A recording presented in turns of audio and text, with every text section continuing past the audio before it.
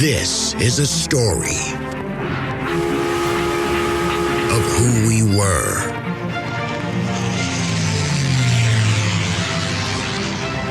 how we got here. Houston, the Eagle has landed. Roger, 20, Tranquility. And where we are going.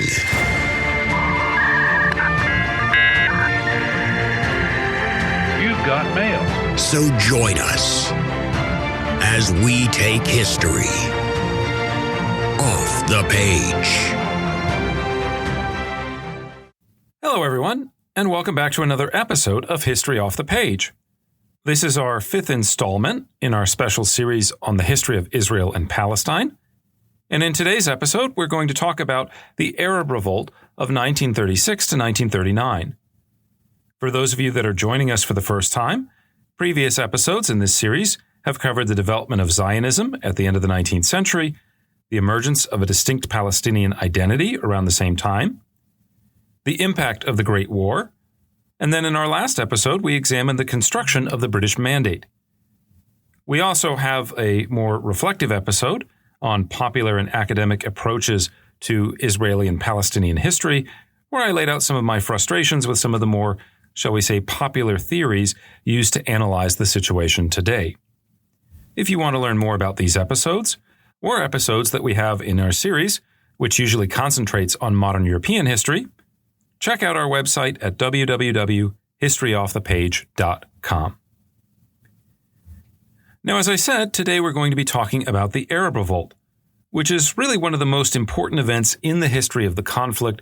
It's certainly an event that does not get enough coverage. People talk about, obviously, the 47-48, the UN partition, the war that follows, the Arab-Israeli war that follows, wars in 56, 67, 73.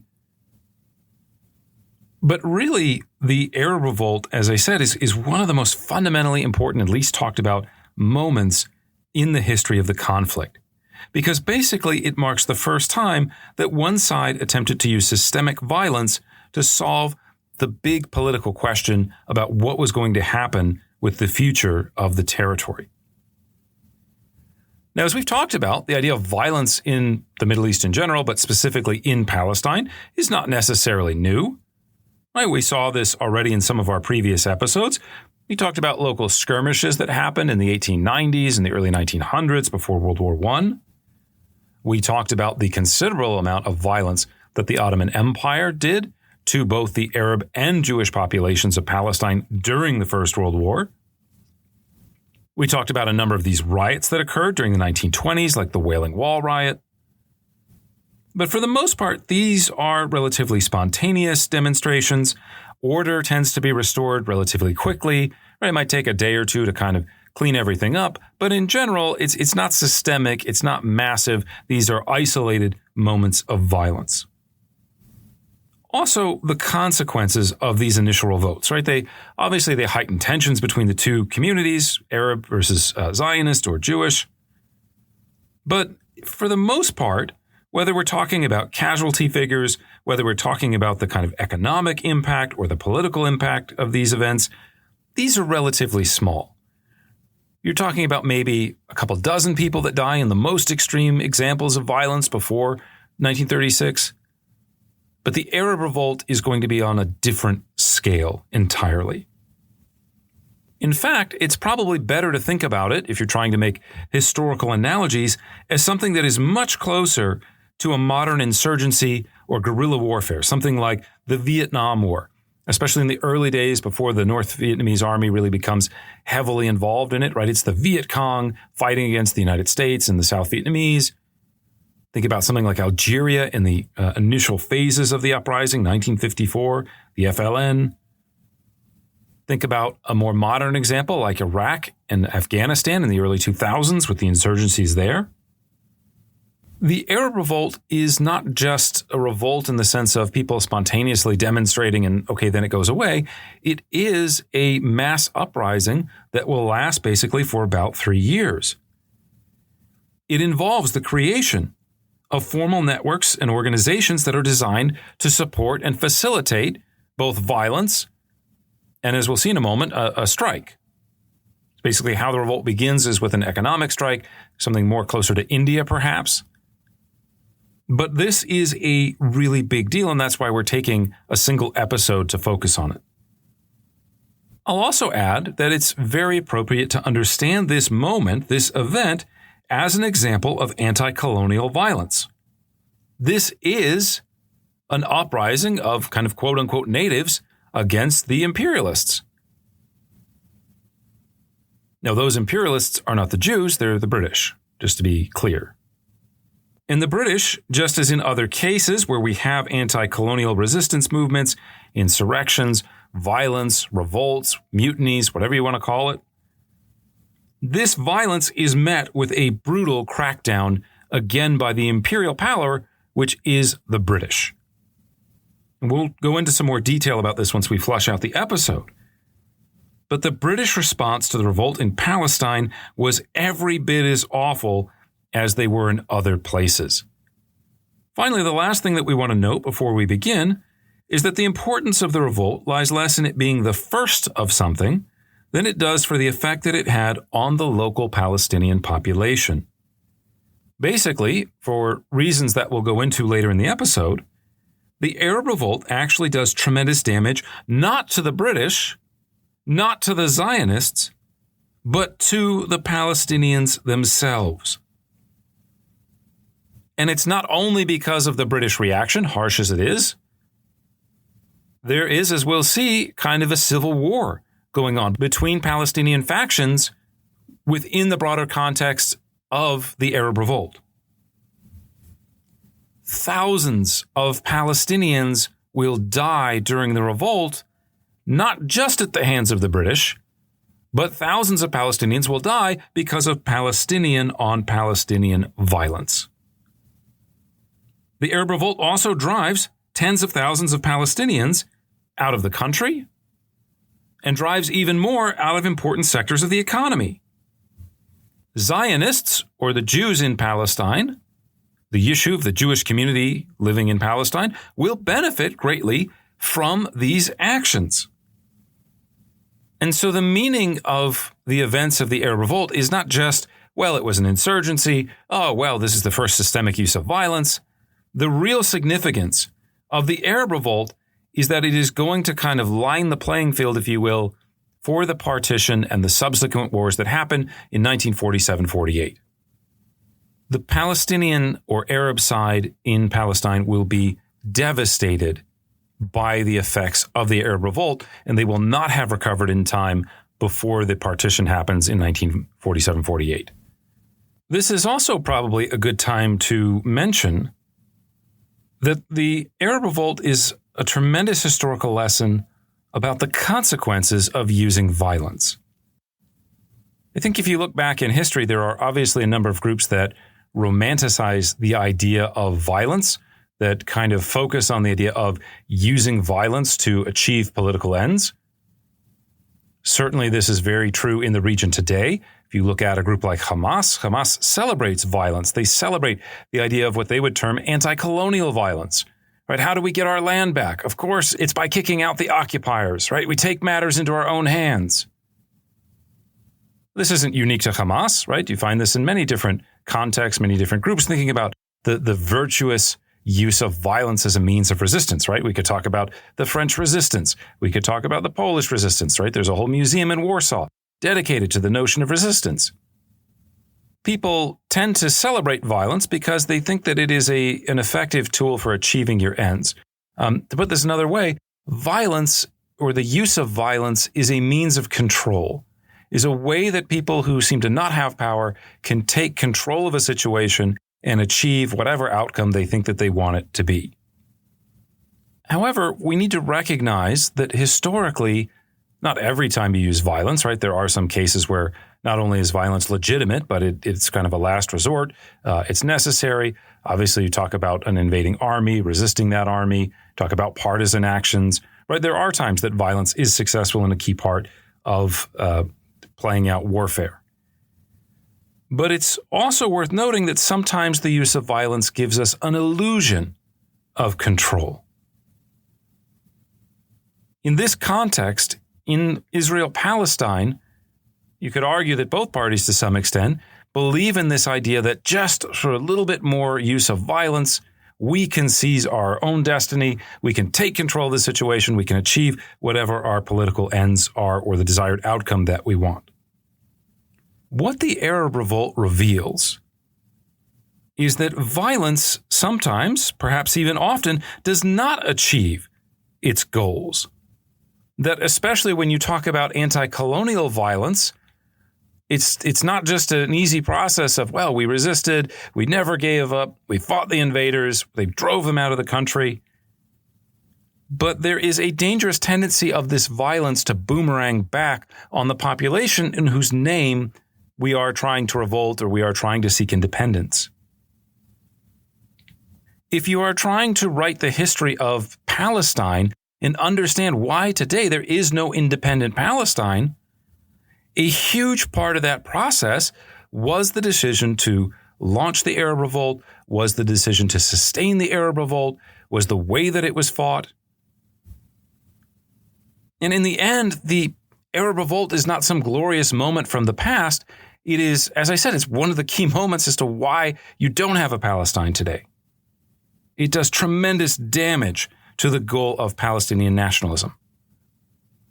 And I don't want to give away too much about where we're going in this series, but I can tell you that there are a number of other more recent events that fit into this same category.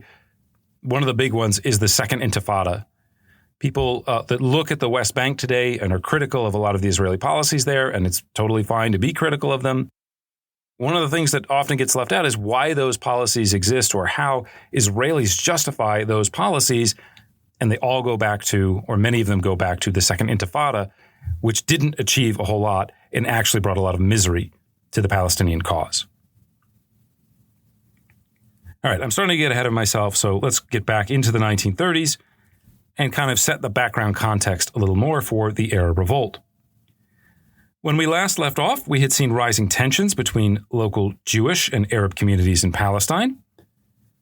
And we saw how this was in some ways a product of their increasing mutual strengths and developments.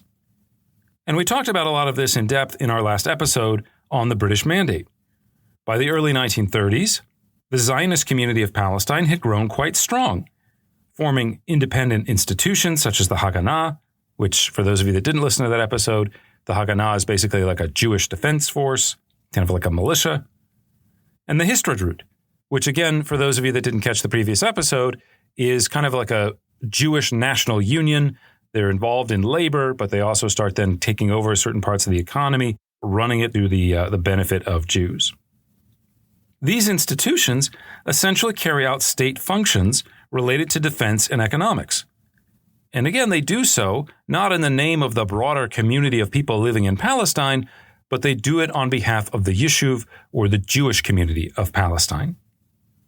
Now, at the same time, we also saw that the Palestinian side, or the Arab side if you prefer, was also growing in terms of economic prosperity. We talked about the development of separate Palestinian political institutions, political parties. Perhaps one of the most important factors going on here, too, is that we really start to see in the 1930s a much sharper focus on Palestinian as opposed to Arab identity. In other words, again, not to spend too much time on this because we've talked about it a lot in the early episodes of the podcast. Basically, in the 1920s and before, there is a tension between the idea of being Arab and the idea of being Palestinian. You're kind of both, but if you can achieve your political goals within a larger Arab community, within being part of, for say, a greater Syria, then you're totally fine with that. And so there's these kind of like dual hats that Palestinians wear, and at times it's not clear what should be the political direction in order to achieve independence.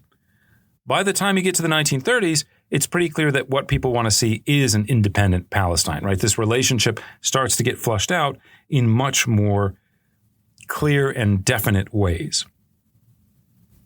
So as the 1920s turn to the 1930s, you have increasing incidents of violence between the two communities experienced in major events like the Wailing Wall riots or on a smaller everyday scale. Think about the kind of idea of reprisal raids. We talked about this a little bit.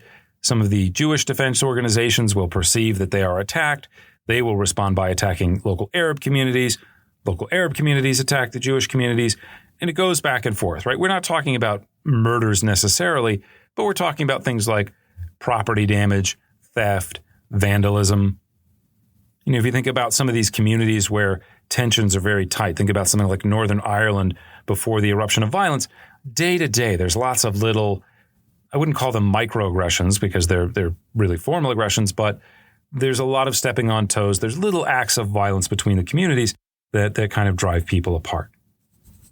So Palestine by 1936 is an area that has high tensions between the various ethnic communities. Now, we're going to add to this problems introduced by Europeans, and especially the rise of the Nazi Party in Germany after January of 1933. Basically, the Nazi Party is not only explicitly anti-Semitic and anti-Jewish, right? But the Nazis are also anti-Versailles. The Nazis are also trying to revise the post-war peace settlement that ended the First World War. And so, of course, the main obstacles to doing that are Britain and France. And so the Germans are going to look for any way that they can try to undermine the British Empire, and its imperial interests, of course, are a big way to do that. So there's kind of a natural direction for Nazi foreign policy here.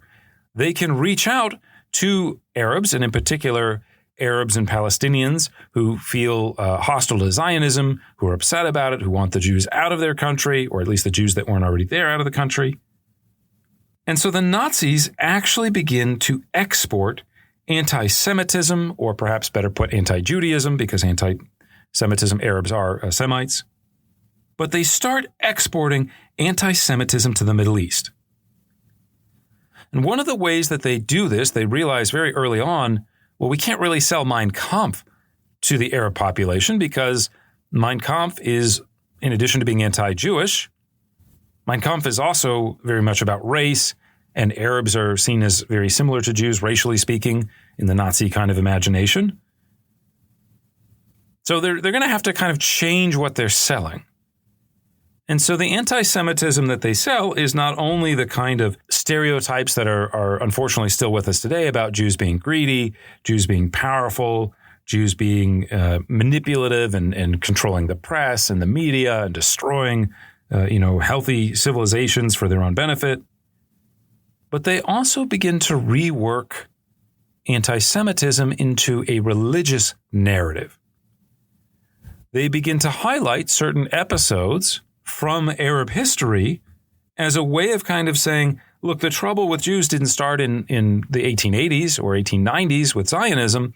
The trouble with Jews goes all the way back to the prophet, to the early days when he was in Mecca and he was preaching, and basically he had some conflicts with some local Jewish merchants there.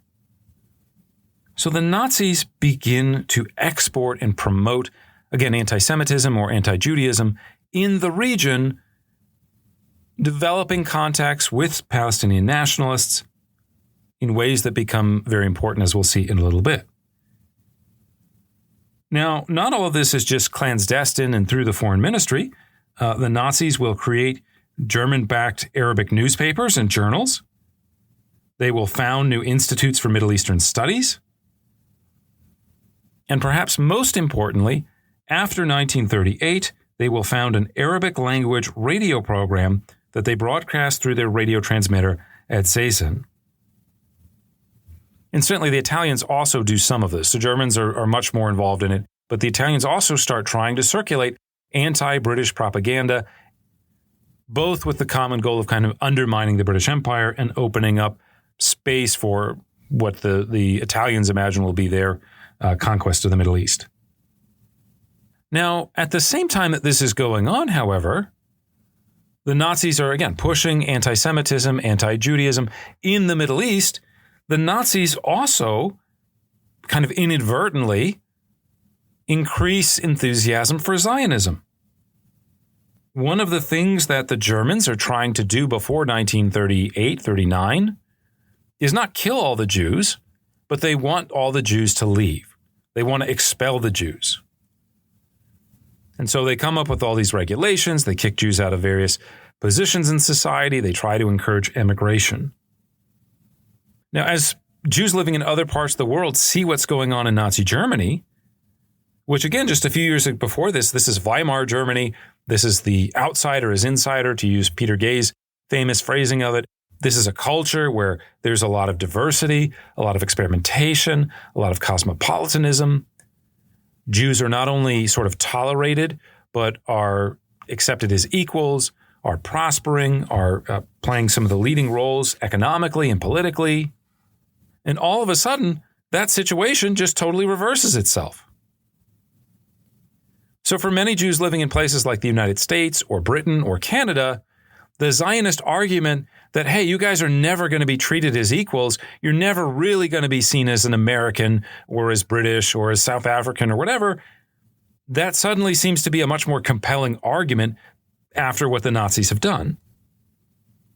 Now, again, the Nazi policy before 1939 is mainly to drive most, if not all, of the country's 500,000 Jews away to get them to emigrate.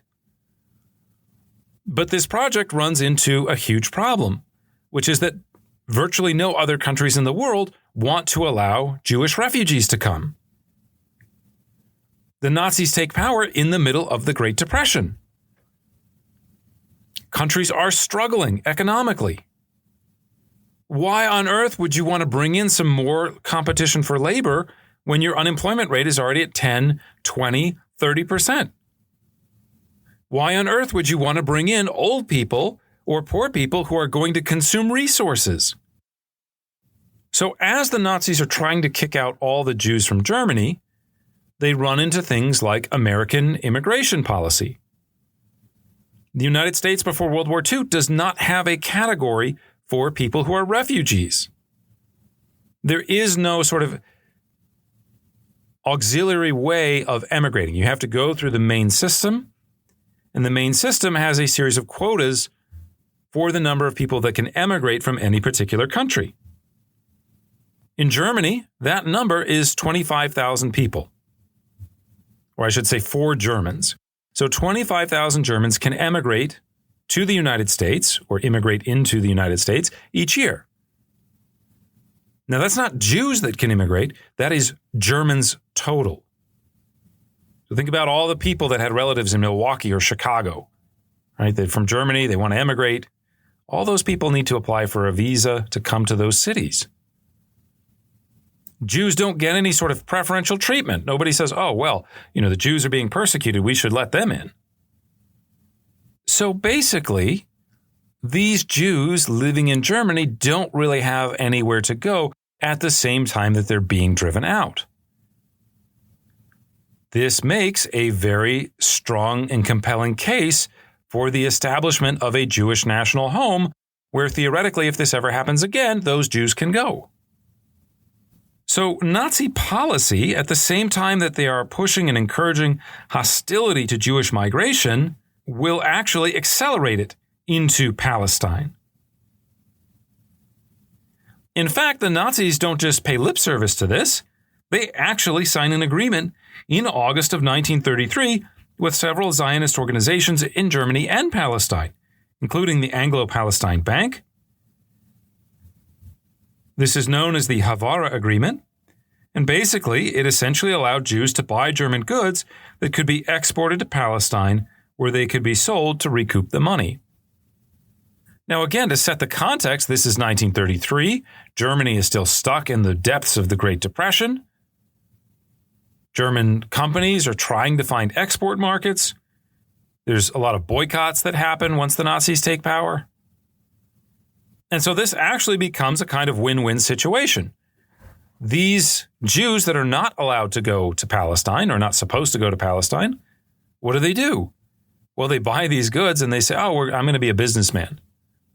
I'm a businessman and I'm going to sell these goods in Palestine.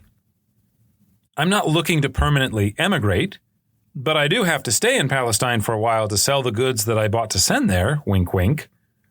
And so you should give me a business visa. And so basically, that's one of the things that they do. They are able to get 60,000 German Jews into Palestine before 1939, just based on this kind of idea of the Havara Agreement. Before 1940, one of the main Nazis involved in kind of the logistics of the Holocaust, or later he'll be involved in logistics of the Holocaust, He's selected because he's supposed to be some sort of expert on Jews, but we're talking here about Adolf Eichmann.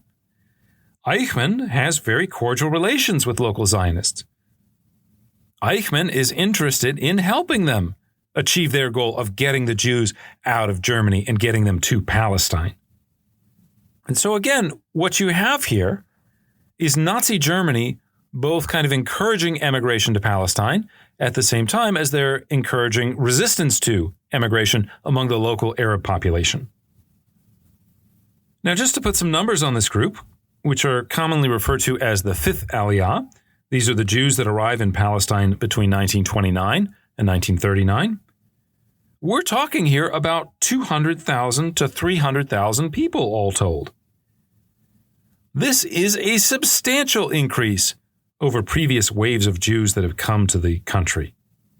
Remember, when the first Aliyot start around 1880, the Jewish community of Palestine is measured in the tens of thousands.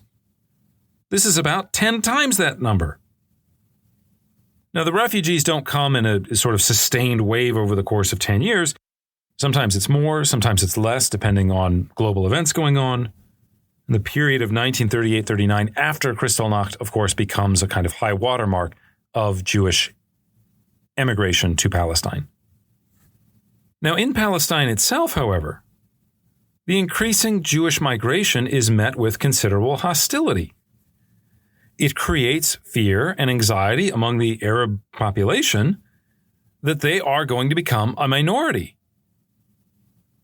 You also, of course, have the voices of the Zionist leaders themselves talking about this idea of creating an independent Israeli state. So this is going to provoke a lot of hostility, a lot of anxiety about what's going to happen. Now, in truth, the Jewish population has gone up. It grew from a low of about 6% after the disruptions of World War I, which also included expulsions, if you'll recall.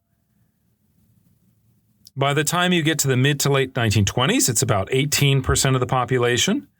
And after this massive influx culminating in 1938-39, it gets to be about 30%. Now, some of you will look at that and say, wow, 30%, that's huge. Like, we can totally see why people are afraid, right? It keeps rising. They keep taking more land, more territory, more people. Others can look at that and say, well, 30%, that's not that much. I mean, it's still a clear minority. It's a significant minority, to be sure, but it's a minority. But either way, it's easy to understand how people could project this future inversion, again, of ethnic relations. And it's easy to see why people got upset about it.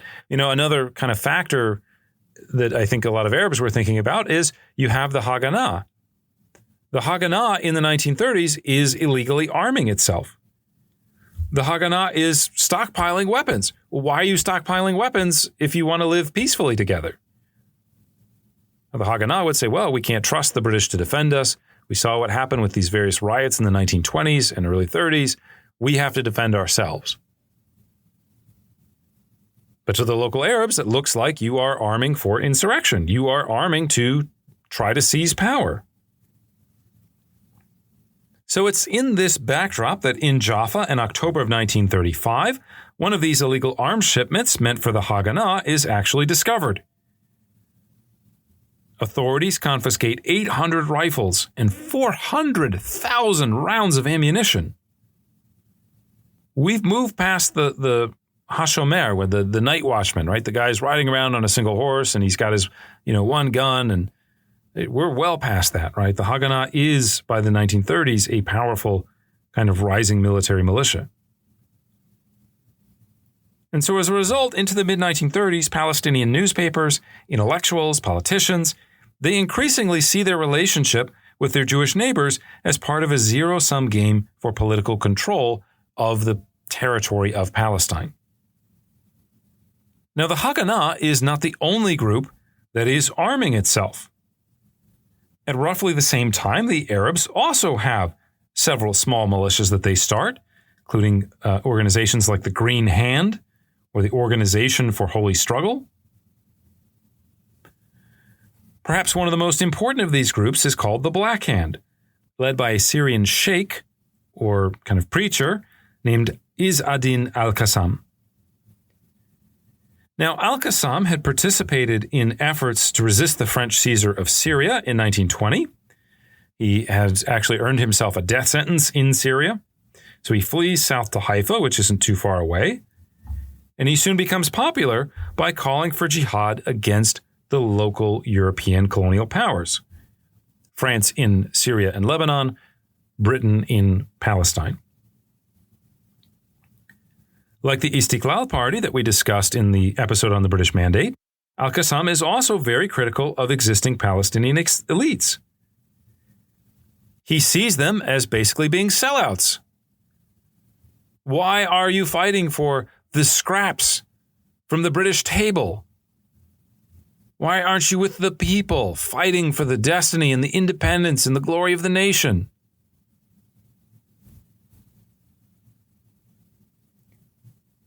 Now, there's areas where al-Qassam is very different from Istiqlal, and probably the most important is that, unlike Istiqlal, which is secular, al-Qassam sees a return to Islamic orthodoxy as the best path forward for liberation.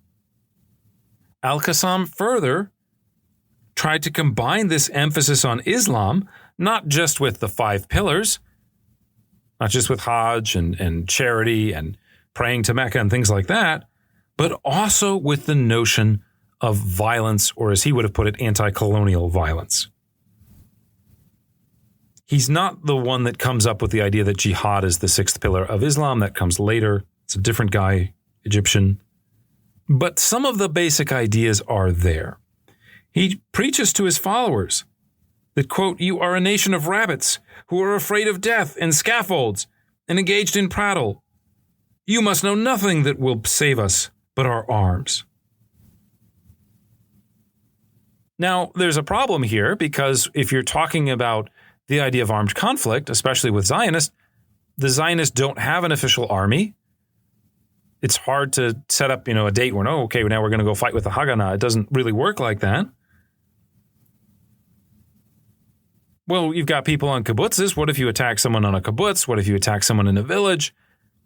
But the problem is that's murder under Islamic law. You can't just kill people. So how do we get around that?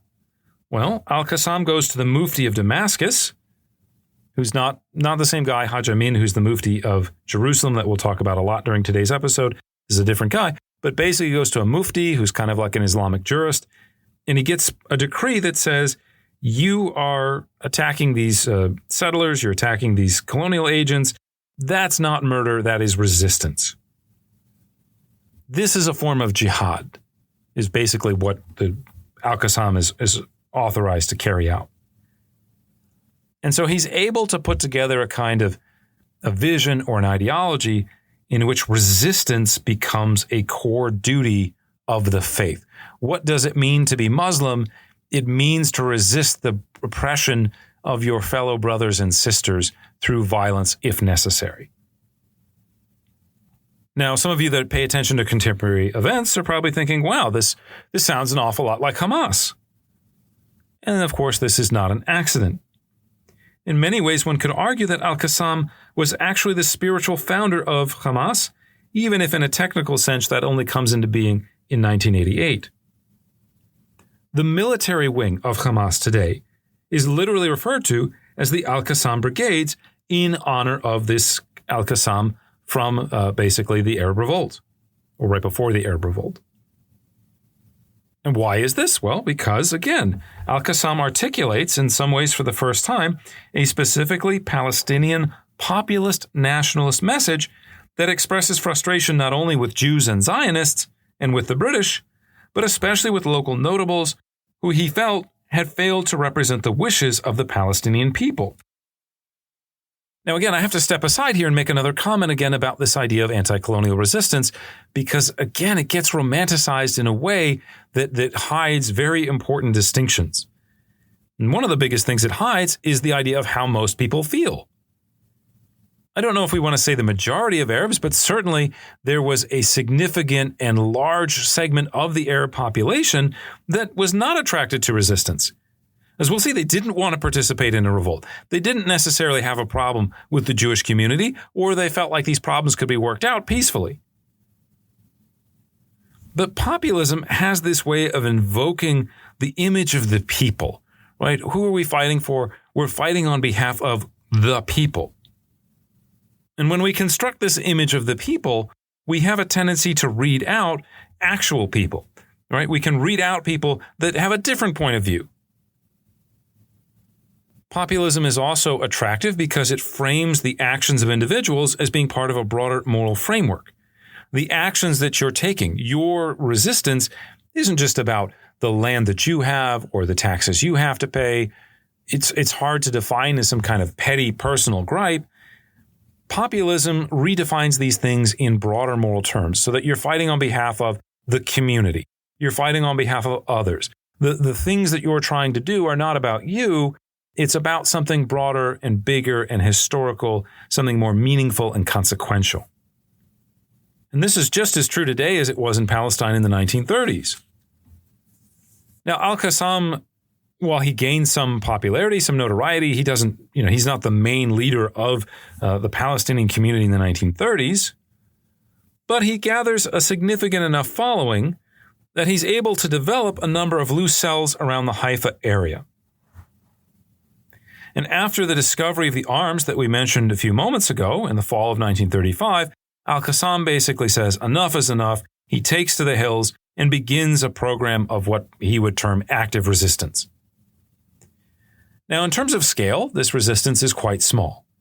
The biggest, kind of worst thing that they do is they manage to assassinate a Jewish police officer. He's a Jewish police officer, but he's working for Britain, just to be clear. The British, seeing a threat to law, a challenge to law enforcement, thinking about some of the other problems that have gone on, they decide we have to react to this. We have to suppress any chance of more riots like the 1920s or 1930s. To deal with Qassam, they set up an ambush and they successfully kill him in November 1935. But as is often the case, killing the leader of the movement doesn't make it go away. It actually makes it stronger. Al-Qassam becomes a martyr for Palestinian nationalism. And of course, today his legacy is kind of still with us through Hamas. Again, another thing to throw out here, I've talked in many ways about how there's kind of these interesting parallels, or in some ways the Jewish experience and the Arab experience, there's kind of mirror images of each other. We saw this on the Zionist side. We saw how the death of Joseph Trumpeldor created more enthusiasm for Zionism, created more interest in it. Well, the killing of al-Qassam has kind of the same effect. And so basically, this will help inspire the Arab Revolt just a couple months later. Now, before we get into the heart of the revolt, we want to make a kind of clarification here, which is that basically it's going to play out in two phases, or you could even argue three phases with two of them kind of mostly overlapping. The revolt will begin as part of a nationwide strike, and I'll talk about that more in just a second. For the most part, the strike is nonviolent. The people going on strike are not interested in violence. This looks much more like, again, India under the resistance led by Mahatma Gandhi than it does Algeria and the FLN. However, there is, during this initial first couple months of the rebellion, there is a number of people who will form armed units, who will follow like al-Qassam, that go into the hills, they'll organize. And so there is a little bit of fighting that goes on as well. We'll talk about this again later, but basically in 1937, there is a murder of a British official, and this kind of kicks off the second half, if you will, the second phase of the Arab Revolt, and this will be violent. This will be the classic insurgent story. Okay, let's get back, though, first and talk about the general strike. The immediate spark that lights the fire for this revolt was ironically an incident of Arab on Jewish violence as opposed to the other way around. And it's actually linked to the killing of al-Qassam. On April 15th, 1936, two of al-Qassam's former followers stop a Jewish convoy of cars on the Nablus-Tulkarm Road. They demand to know who's Jewish. They take their money. They tell them that they're doing this, they're stealing their money, basically not out of greed, but because they want to arm themselves against Jews. They also frame it as being revenge for the death of al-Qassam. They then proceed to shoot 3 of the Jews present, fatally wounding 2 of them, Tzvi Dannenberg and Israel Chazan. The following day, 2 local Jews, most likely members of the Etzel, which was kind of like a Jewish paramilitary organization, the Etzel shoots and kills 2 Arabs, Hassan Abu Ras and Salim al-Masri, on the highway to Petah Tikva.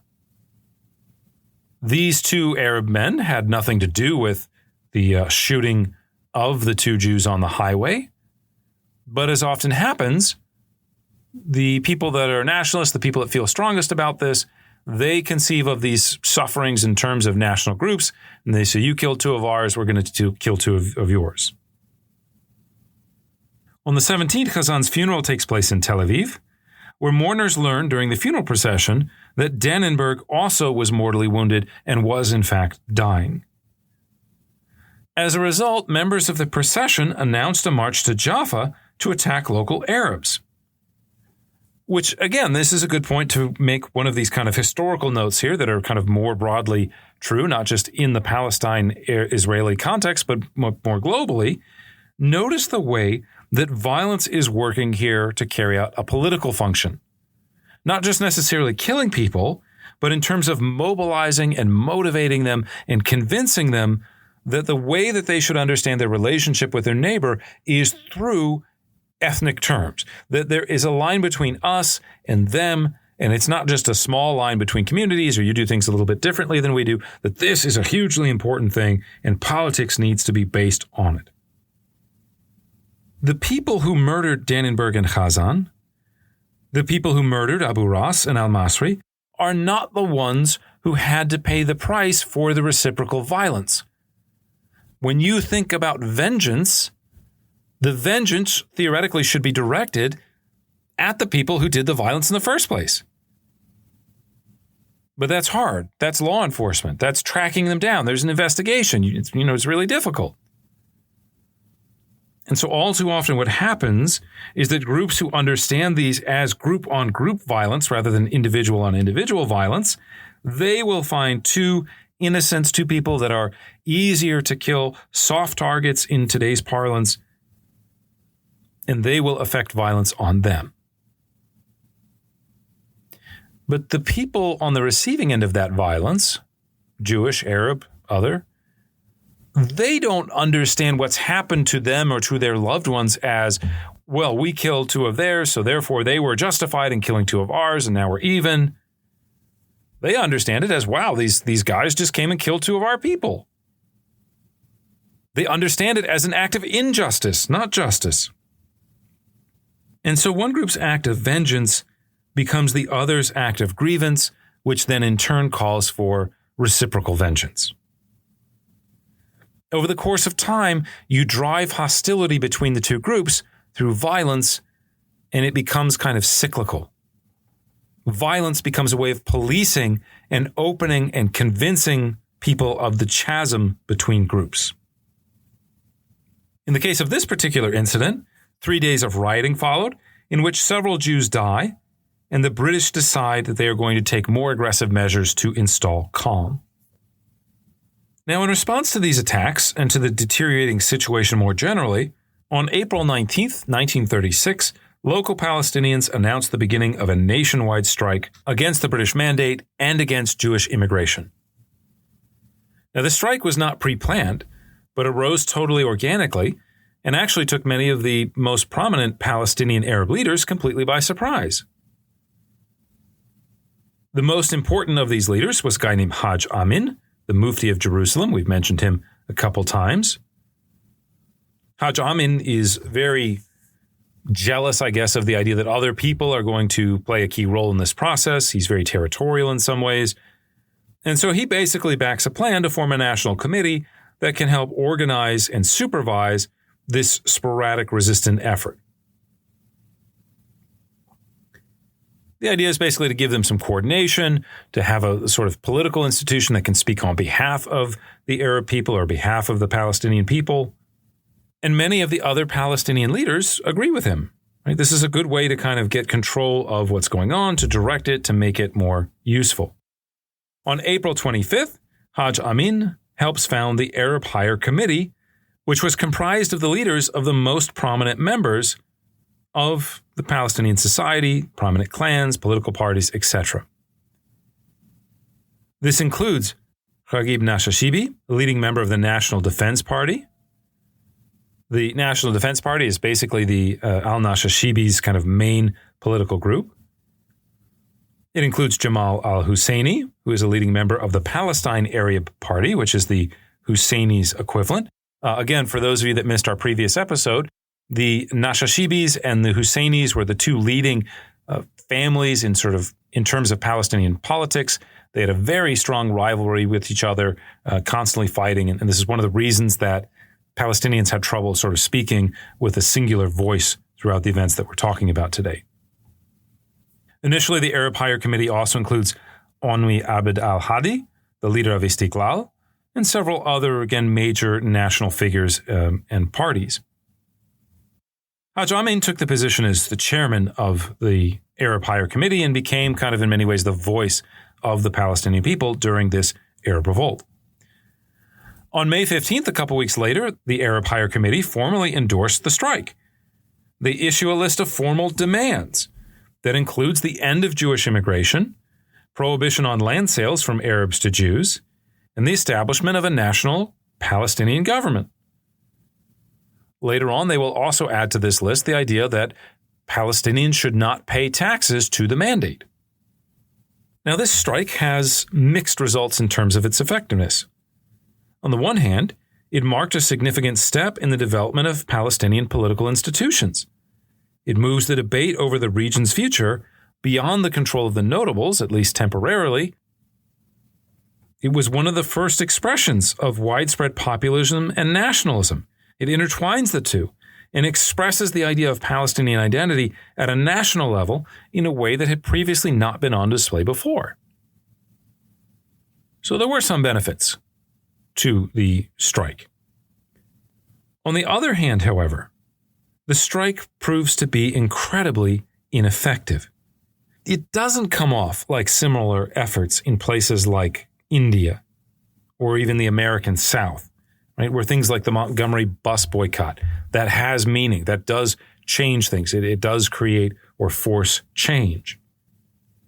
Instead, rather than significantly impacting the British colonial authorities, the principal victims of the boycott actually turned out to be the Arab population of Palestine. Now, there's a couple reasons for this, or there's a couple ways we might say that the strike was felt.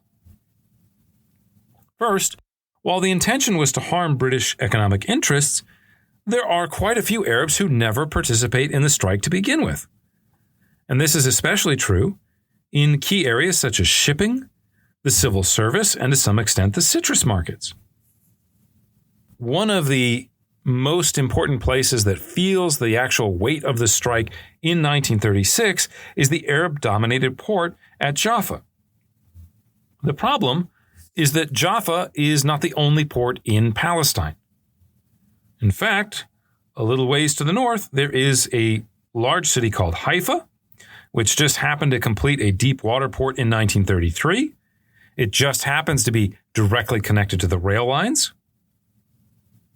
And so when those Arab dock workers go on strike in Jaffa, it's easy for companies, it's easy for the British mandate itself, the British authority, to shift the focus of shipping just to the north to Haifa, instead of curtailing British tax revenues that are used to fund the mandate government. The long-term effect was the elevation of the ethnically mixed Haifa over the Arab-dominated Jaffa. In addition, as I mentioned, there are quite a few Arabs that are not on board with or do not support or are not willing to sacrifice for the boycott. Many Arabs continue to pay some form of taxes during the period. And even if they didn't, the Arabs are not the only people in Palestine providing tax revenue.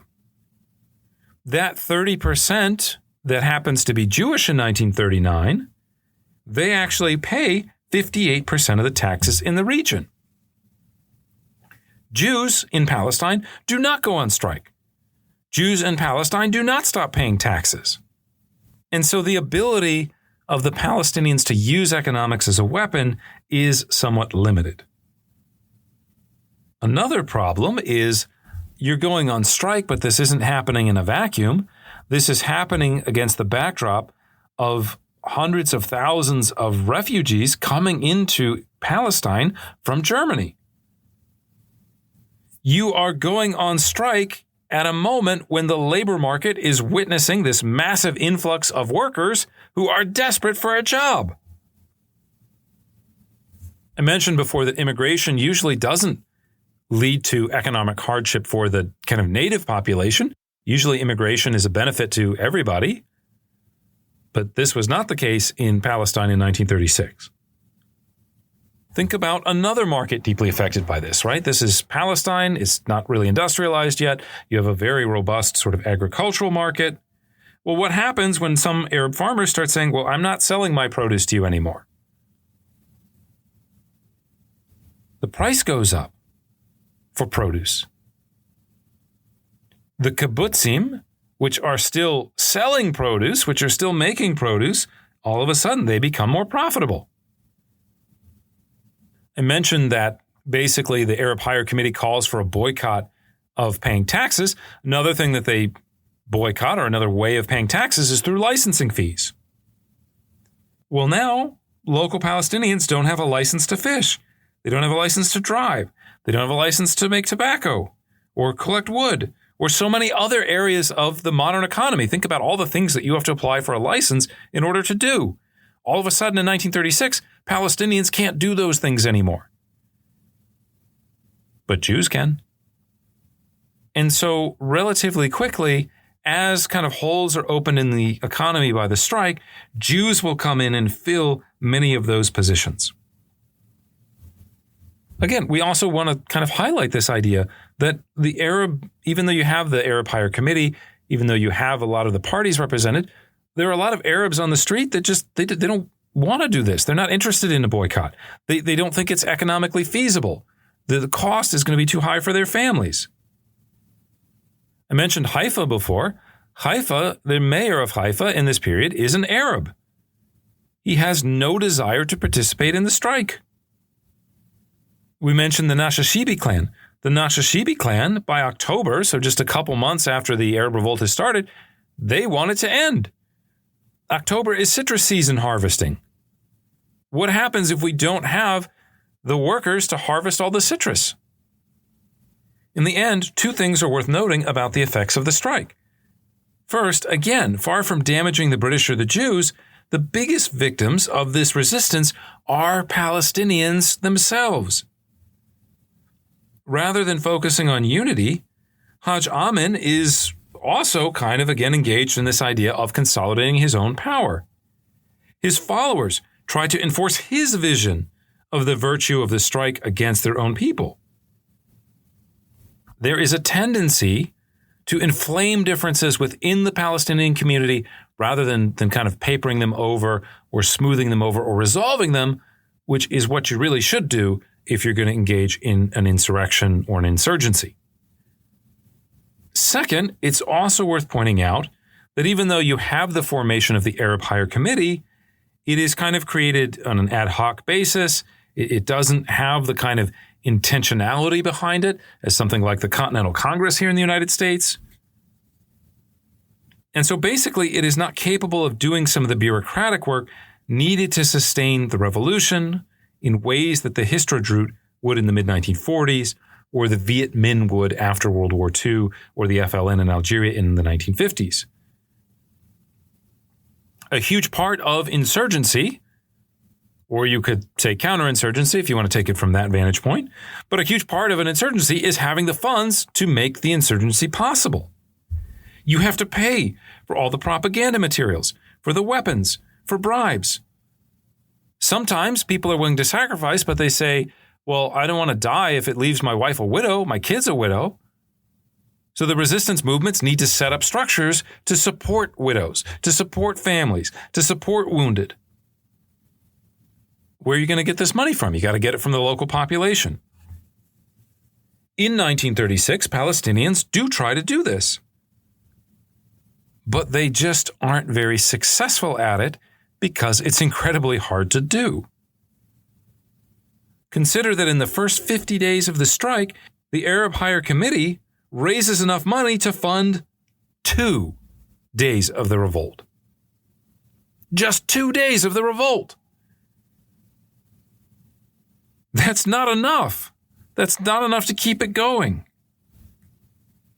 Why is this? Well, there's a couple factors. One of the things that often used to happen, maybe not so much today, although maybe today, but certainly in the initial decades after the foundation of the State of Israel, there was a lot of Sturm and Drang from Arab states, the neighbors to Israel, saying, we are here for the Palestinians. We're going to resolve the Palestinian conflict. We're going to liberate our brothers and sisters. And then when you look at the sort of details behind the scenes, there's often a lot of not living up to those words. There's a lot of talk, not that much action. Now, they do receive donations from across the Arab world as the Arab Revolt is going on. This does put Palestine on the map for a lot of Arabs living outside of that region. But these donations are just not enough. Now, another issue here is going to go back to this idea of how popular the revolt actually was and how much unity there actually was. There are a lot of Palestinians that are not interested in the revolt and they don't want to give their hard-earned money to it. You also have, unfortunately, some unscrupulous types who decide, hey, this is a good way to make money for myself. I'll go village to village. I'll say I'm collecting money on behalf of the Arab Higher Committee or on behalf of other Palestinian resistance organizations, and then I'll just keep that money myself. They actually have to develop something which they refer to, this is not my phrasing, they refer to them as jihad coupons. So basically, if you're legitimately collecting money for the Arab Higher Committee, you have a little coupon that you give to the person making the donation. Here, look, I'm legit. Here, you can tell because I've got this coupon. Now, at one point, the Palestinian nationalists do try to set up their own tax system to support their efforts. But this evokes hostility. Right? Times in the 1930s, it is still the Great Depression that is difficult in Israel or Palestine as well as in other parts of the world. You don't really feel that interested in politics. And here come these guys with guns, and they come up and they say, hey, would you like to make a donation to the Arab Revolt today? There are plenty of them that don't want to. There are plenty of them that don't feel that they can.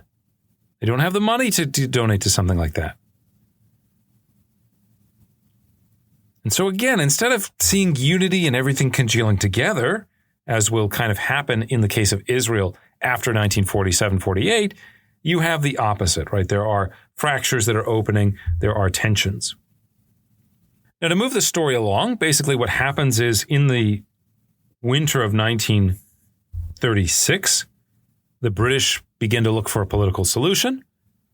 And so they will create a commission to study the situation and make recommendations. How do we solve the Israeli-Palestinian conflict? The British basically convinced the Arab Higher Committee, look, you can present your grievances to this neutral commission. They'll take your ideas into account. They'll think about you. They'll protect you. And we'll come up with a solution. On October 11th, 1936, after 7 months, the Arab Higher Committee agreed to officially end the strike in exchange for the formation of what becomes known as the Peel Commission, named after its chairman, Lord Robert Peel.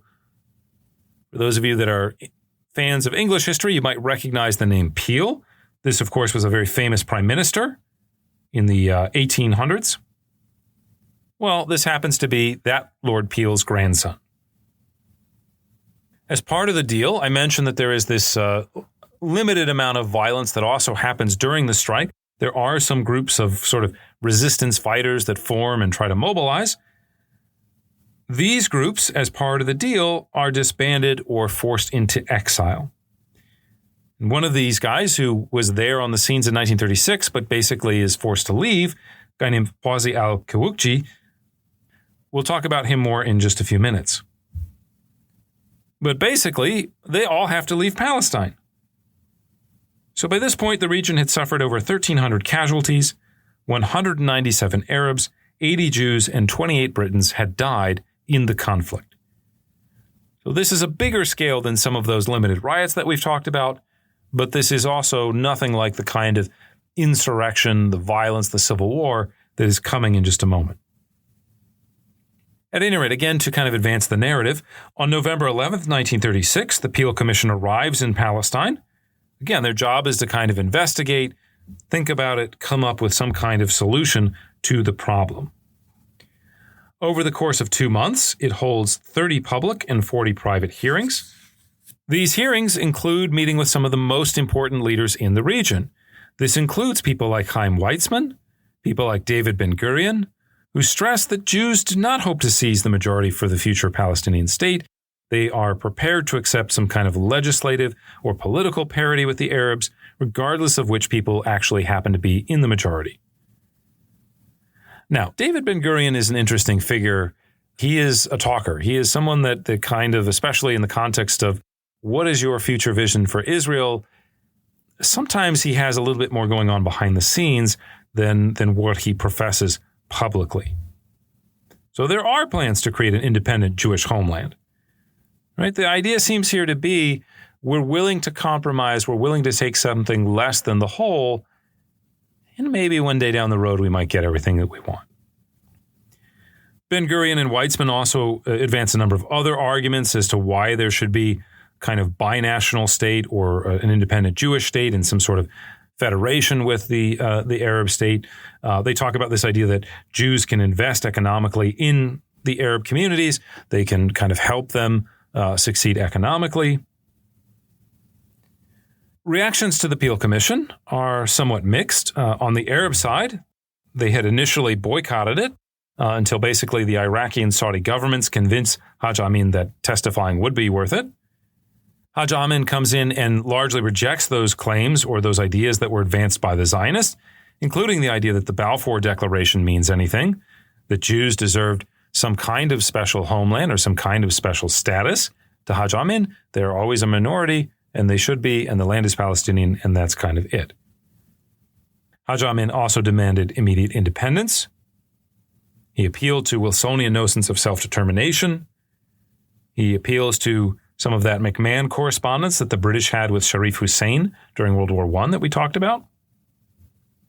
Somewhat more ominously, as he's testifying, they start talking about, well, what's going to happen to the 400,000 Jews that currently reside in Palestine? Kind of like Ben-Gurion, Haj Amin is not going to come out and say what he actually wants just yet, but there's a kind of, we can push it off to the future. He literally says, quote, "We must leave all this to the future." And most likely that was because he wanted a large portion or a significant portion of those Jews to leave, especially those who had immigrated to Palestine in the 1920s and 30s. So it's in this tense environment that one of the commission members, a guy named Dr. Copeland, who is a colonial scholar from Oxford, he decides to kind of think outside the box, and he broaches for the first time the idea of a partition. To make a long story short, this idea of the partition, that we're going to give each group separate state, they can each do whatever they want in their areas, this idea wins out on the Peel Commission. The final report suggests limiting Jewish immigration to 12,000 people per year and a final division of land or partition between the two peoples. Jews would get the coastal plain and Galilee, and Arabs would get the rest of it plus Transjordan. Jerusalem would actually remain a British colony, kind of an open city run by the British in this kind of formulation. In addition, obviously, once you start dividing territory, there are people that end up on the wrong side of the border. The Peel Commission thinks about this and makes the argument that basically where population and land ownership cross, those populations are going to need to be resettled to meet the new political reality. In essence, we are talking here about the birth of the two-state solution. Now, reactions to the partition are pretty mixed. The British government accepts the idea almost immediately, even if it leaves proponents on either side a little disappointed. For the Zionists, the idea of a partition is tempting. On the one hand, it marks the first real opportunity to form an actual independent Jewish state, right? This is before the United Nations. This is before anyone has talked about splitting up the territory of Palestine. And so there's a kind of sense of, well, are we actually going to get what we want? Are we just going to get autonomy? Are we going to become a kind of protected minority? What happens here? This is the first time to really carve out an independent Jewish state in Palestine. At the same time, this Jewish state is going to be pretty small. And there are questions about whether or not it could actually be viable, given how small the size would be. Some of the Zionists, like Weizmann, therefore advocate exploring this option, pursuing it. Others, like Jabotinsky, who's more of a maximalist, we talked about him quite a bit in a previous episode, they reject it. Always the politician, Ben-Gurion kind of says, well, maybe this is a starting point. Maybe we should accept it for the time being, and then maybe we can have some kind of union with the Arab state later, and Jews will be in the majority by that point.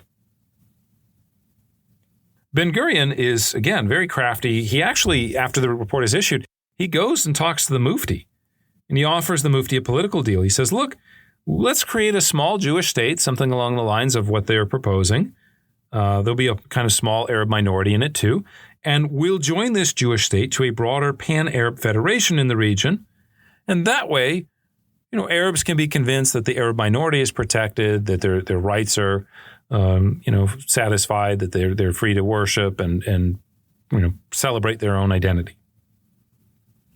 This range of opinions is also shared on the Palestinian side. I think a lot of times people focus on Haj Amin because he's, again, probably the most prominent speaker on behalf of the Palestinian people, at least in sort of appearance, if not in reality.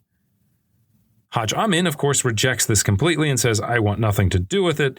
The Jews don't have any rights here. We should just have a free Palestine. His rivals, the Nashashibis, on the other hand, actually kind of liked it, at least privately. The portion of Palestine that would become an independent state would be united with Abdullah and Jordan, or at that time it was known as Transjordan. Well, that would be good. They would have their patron, he would be able to support them. And so even though they publicly repudiate it, under the surface, they're kind of for it.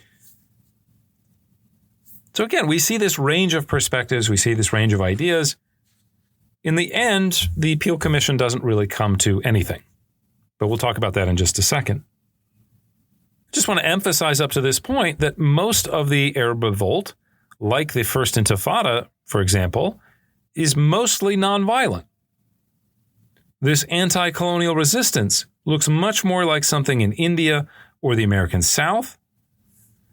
And you have to wonder, had Palestinian national organizations been more successful in terms of their economic boycott, in terms of their strike, if they had been more effective at targeting colonial institutions, could they have had more success? Could they have driven the British out? Of course, as we've seen, they did not. And so by the time you get to 1937, the only path forward for anti-colonial resistance for many people living in the region seems to be the idea of violence. Now, already the potential for armed resistance existed before 1937. We've already talked about al-Qassam and his followers.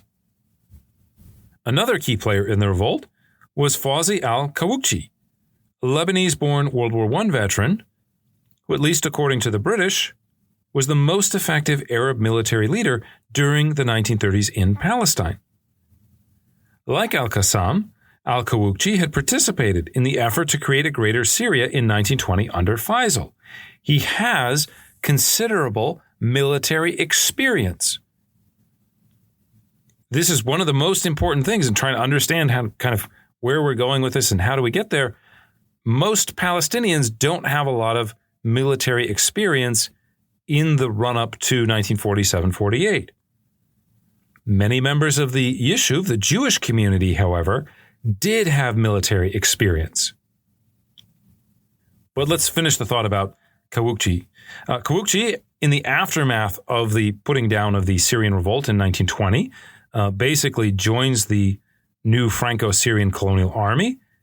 He's made an officer. He's given military training at the French Military Academy of Saint-Cyr. Now, there will be a Syrian revolt as well in 1925, a large revolt. Kawukchi kind of deserts when that happens. When the revolt is crushed, he's kind of a man without a country. So he will be approached by Ibn Saud, who, if you remember, was the ruler of Saudi Arabia, had just taken over Saudi Arabia from Hussein. And so Ibn Saud brings him down to help train the Saudi Arabian army. When things break out in Palestine, however, Kawukchi will leave and come to Palestine at the end of August 1936. When he gets there, being someone with considerable military experience, he immediately begins drawing on it to elevate the resistance movement beyond simple guerrilla tactics. If you want to think about the armed resistance before Kawukchi in Palestine during the revolt, a lot of it is sporadic, spontaneous. It's a group of friends. It's a group of neighbors. There isn't really a strong organizational side to the armed resistance movement. And so Kawukchi tries to come in and kind of build this structure. This includes not only military formations. One of the things that he does, which is a military formation, most of the groups operating are small. We're talking about 4, 8, 12 platoon-sized units were kind of the biggest unit before Kawukchi. He expands this to a company size. He also works on the winning of hearts and minds. He will tour rural villages. He sets up intelligence networks to spy on the British. He begins a media campaign to complement the fighting group's activities. He even at one point manages to shoot down an RAF fighter plane.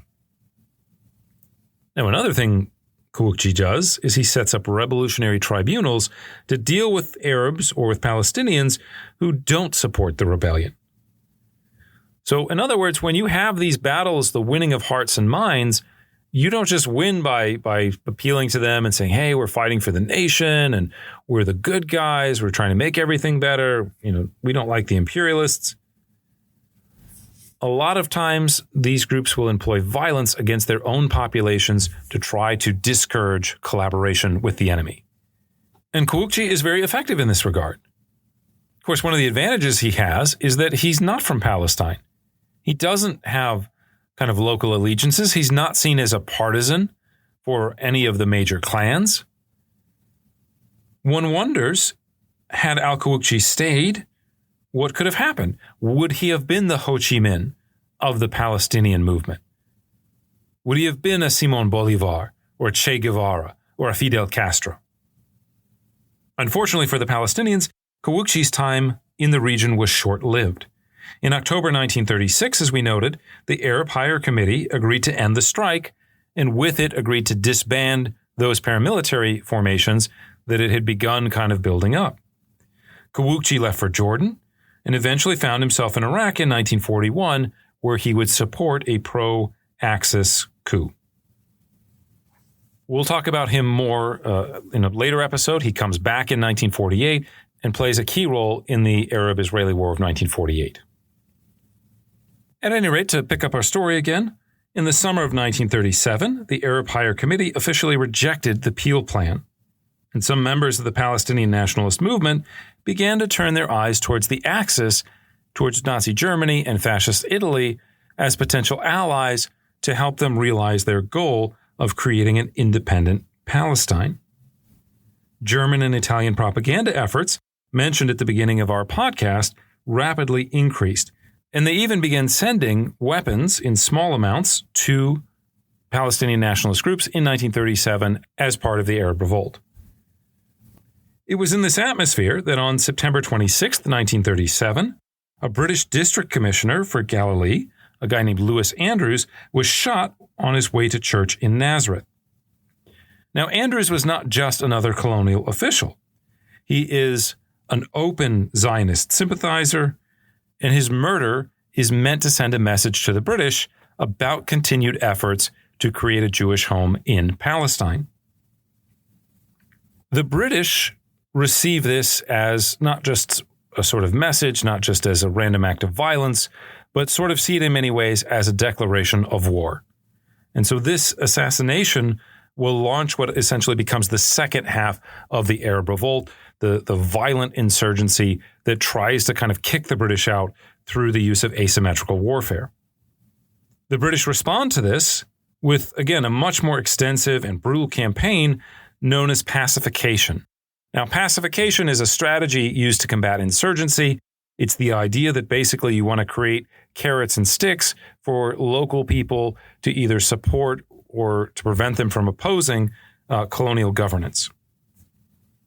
Now, to be specific, on one level, this meant the repression of Palestinian political groups and figures associated with the revolt. The Arab Higher Committee itself was banned after the assassination of Andrews, and Haj Amin was forced to flee the country. He first relocated to Lebanon before moving on in 1941 to Iraq, where he would actually play an important role in this pro-access coup that I mentioned that Kawukchi was also involved in. Eventually, Haj Amin, as we'll talk about more in our next episode, actually made his way to Germany, where he sought out Adolf Hitler and Benito Mussolini as being potential patrons for an independent Palestinian state. Other Palestinian leaders were also arrested and sent to detention facilities in the Seychelles. The British also cracked down on Palestinian armed resistance groups, engaging in a series of firefights over the course of the next 2 years. Extensive efforts were made to root out rebels, using a variety of pressures to compel information from the local population. Again, this is something that you see in kind of counterinsurgencies. You always have people that are sort of villagers, they're suspects, right? The soldiers come. How do we know where the arms are? How do we know where the resistance fighters are? You see this time and time again, not only in fictional dramas about the Vietnam War, but in actual documentaries about it as well. It's a huge problem. How do you get the information out of the local population to get the guys who are leading the insurgency? Well, the British come up with a rather, I don't know if ingenious is the right word, but they come up with a tactic. And basically, they show up in a village, they order all the men to line up, and then they set out 2 tables. Now, at the first table, they check them for weapons, and then they ask the person what their name is. And so then they write the name down on a piece of paper, and then both the man and the paper are taken to the second table, where there's usually some kind of village elder, maybe an imam, if there's an imam there, maybe it's a group of elders, but basically the leading notables in the village are there. And this time the soldiers ask the notable, what is this man's name? If the name's matched and the man was not on a police list, then he can go sit down. But if the names do not match, then the person was taken to police headquarters for further interrogation. As you can probably imagine, these interrogations were quite brutal. They often involved the use of torture. Other British methods were also incredibly harsh, including the demolition of buildings, and this sometimes happened with people in the buildings, right? Shots were fired out of that building, somebody was killed, and we know where the assassins fled from, or where the resistance fighters, if you prefer, fled from. Well, okay, fine, we're going to demolish that building. We're going to send a message to the local population. It's not enough to be a bystander. You have to help us root out these people that are engaged in insurrection. The British, who, by the way, pioneered the concentration camp, also set up internment camps in Palestine. They issue fines. They impose curfews. One of the big things that happens is, it's not quite an IED, but it's very similar. The idea that these resistant fighters are going to put mines or bombs or things like that into the ground and blow up trucks. So the British implement curfews in many places so that you can't do that at night when they can't see you doing it.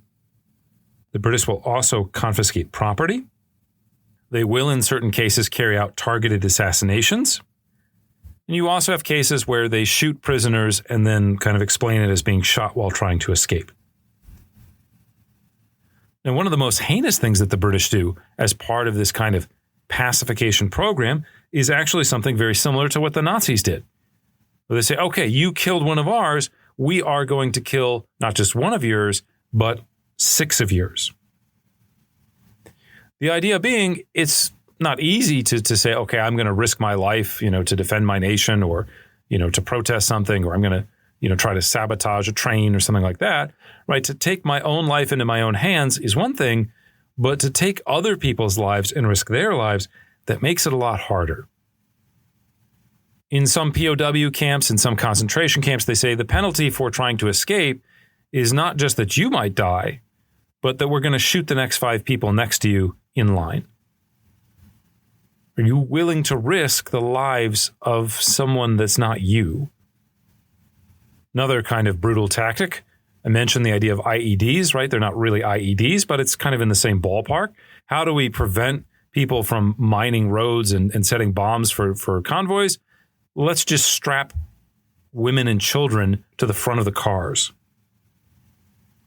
You can find pictures of this online. The British will literally tie civilians to the front of the car so that you don't shoot at it, you don't try to bomb it. Human shields. Now, the rebels do have some successes, despite the way that I've kind of painted them very negatively so far. Especially in the summer of 1938, they actually managed to briefly capture the old city of Jerusalem. At one point, they cut the rail access to a town called Lida. They burn its airport. They're able to bomb the Mosul-Haifa oil pipeline. But for the most part, their attacks remain small and uncoordinated, more like the occasional ambush or act of violence or sabotage than something more sophisticated like what the Viet Cong or the FLN are able to carry out. In the end, a British troop surge in July of 1938 basically proves to be the difference. This breaks the back of the armed insurrection, and even though it'll go on for a little bit longer, the bulk of the violence, the high point of the violence, is kind of over. So unlike the Vietnam War, unlike Algeria, unlike a lot of these anti-colonial resistance movements where the resistance fighters, it takes a long time, there are a lot of casualties, enormous suffering, eventually they're able to drive out the foreign imperialists or the colonizers. Indonesia under Sukarno would be another example of that after World War II. But in this case, the British are actually able to suppress the revolt and the insurrection.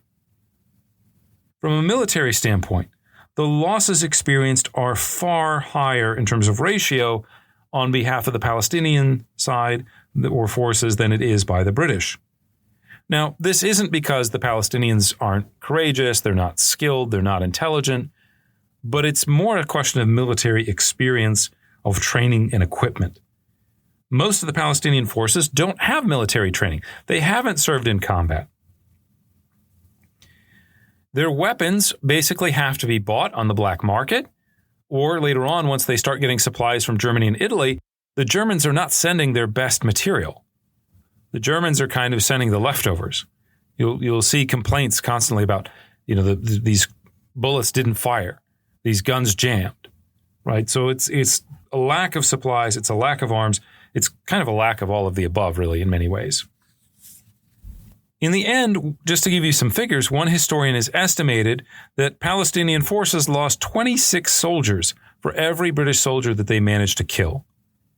And this came to a total of about 5,000 Palestinian fighters killed over the course of 36 months. Now, at the same time, winning insurgencies is not just about repression and about killing the people that you're opposed to. It's also about winning hearts and minds. And the British are actually, despite the efforts of people like Haj Amin, they are able to do this somewhat effectively. One of the reasons why is that Haj Amin is not only sort of leading this anti-colonial resistance to the British. Haj Amin is also trying to secure his own power, is also carrying out his own kind of effort to consolidate his position among the various Palestinian factions. During the ceasefire period of June 1937, for example, which is when the Peel Commission, the report's being written, they're waiting to release it, one of Haj Amin's associates tries to assassinate one of his major political rivals from the Nashashibi family. The man's name is Fakhri Nashashibi. This happens in Jaffa. We can also turn to the words of al-Qawuqji, who again was very capable on the battlefield. What did he think of Haj Amin? He noted at one point that Amin, quote, never fought on the battlefield of any country. He lays claim to leadership whenever he feels his life is threatened. Then he steals the money and retreats in defeat, end quote. Amazingly, despite this quote, Kouchouchi and Amin would patch up their differences in Iraq in 1941, where again they both get involved in that coup that I mentioned. But the Mufti was not the only purveyor of Palestinian on Palestinian violence from this period. As we mentioned, one of the consequences of rebellions is the need to enforce loyalty to the rebellion, to discourage collaboration through examples of violence. You want to send a message. Don't fraternize with the enemy. Don't help the enemy. They aren't like us. We need to enforce this. In one of the most graphic cases, there was an Arab butcher in Haifa who was collaborating with Jews. What was he actually doing? He was a butcher. He went to buy some flour for something he was making. Well, he was not only killed, but he was chopped into pieces because he was seen as a collaborator. Again, the idea is to send messages not between the two communities, but within the Palestinian community itself about what is legitimate and what is illegitimate. As the rebellion begins to experience financial difficulties, the rebels need to find a way to finance what they're doing. How do they do this? Kind of talked about this a little bit in an earlier episode where we had some of the early Jewish kind of defense organizations. One of them got involved in bank robbing to kind of fund what they were doing. Well, oftentimes, in the name of anti-colonial resistance, these movements will actually kind of impose financial penalties or taxes or expropriation, however you want to describe it. But basically, you've got to take money from the local population in whose name you are carrying out the revolution. They create things like jihad taxes. You have people that are going to go around and literally collect money. And oh, by the way, they, again, are collecting money not just for charity, they're armed forces. So if I come and ask you for a donation, and oh, by the way, I've got my gun out, is that asking for a donation? So sometimes you go to certain religious sites and they don't want to charge admission because that's kind of trying to make money and that's not okay. So they have required donations. A suggested donation from someone with a gun is not a suggested donation, right? Sometimes this is just pure robbery. You know, the fighters are resistance movements in some ways can devolve into gangs. Not that the gangs are trying to make money or become powerful, but they need to survive. And so how do you survive? Well, you steal. Another source of Palestinian on Palestinian violence is, again, this is all being done to a population living in the middle of the Great Depression. Times are tough. What happens after the British have fined you because maybe insurgents were operating in your area? And then the insurgents come along and they say, well, where's our money? We need to take something. And so you become a farmer that has nothing. You're on the verge of starvation. What do? Sometimes you got to steal from your neighbor. When it's all said and done, Palestinians, not the British, not the Jews, Palestinians killed somewhere between 1,000 and 4,500 Palestinians. Now, there's a wide range there, right? Those are various numbers that I've seen. But that's a lot of people. Palestinians are much better at killing other Palestinians than they are British soldiers or even Jews. We'll get to Jews in a second, right? Most of the insurrection, most of the Arab Revolt is a fight between the British and the Arabs. The Jews we'll get to, as I said, in just a moment. What do we make of this aspect of it? And it's not just a particularly Palestinian thing. If you go back and look at especially the early history of the Vietnam War, the people that the Viet Cong are going after are not initially the American GIs that are there or even necessarily the ARVN. They're going after villagers.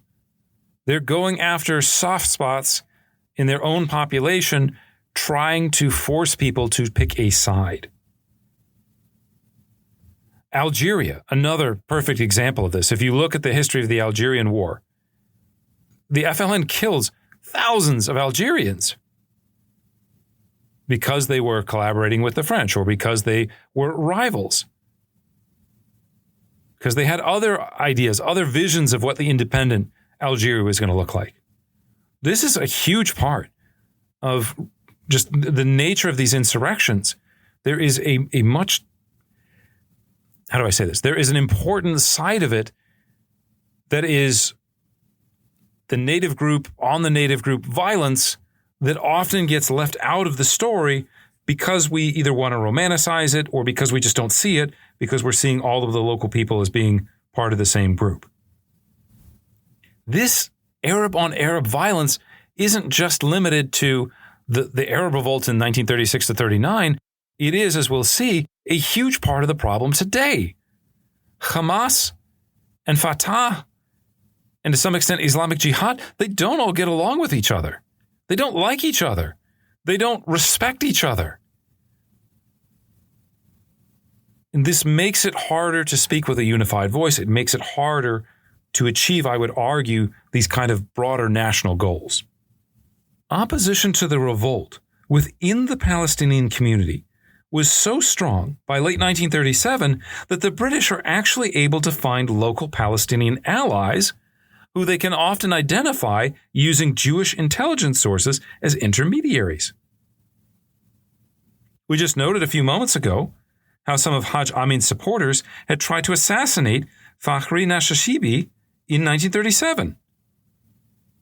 As this wave of assassinations spread, the Nashashibi clan approached the Jewish agency, the Yishuv, and requested financial support for the formation of anti-Husseini defensive militia. They're described in the literature usually as peace gangs or peace bands. But it's basically the idea that, hey, can we get some money to form a Palestinian group to fight against the Palestinian resistance fighters? These peace bands, again, conduct operations against Palestinian rebels. Perhaps the most famous example of one of these guys who basically gets co-opted was the case of Fakhri Abd al-Hadi, a former colleague of al-Quwuqji's. By 1938, al-Hadi, who had been a part of the resistance movement, was broke and exiled to Damascus. The local British consul there, being kind of tipped off by some Jewish intelligence sources, decides to befriend him. Once he befriends him, once he kind of floats the idea of a return, once he kind of says, look, we British guys, we're not so bad. We can help you out with some things. The British guy gets him on the British payroll. In September 1938, al-Hadi was offered amnesty to return to Palestine and the right to form his own armed gang or militia.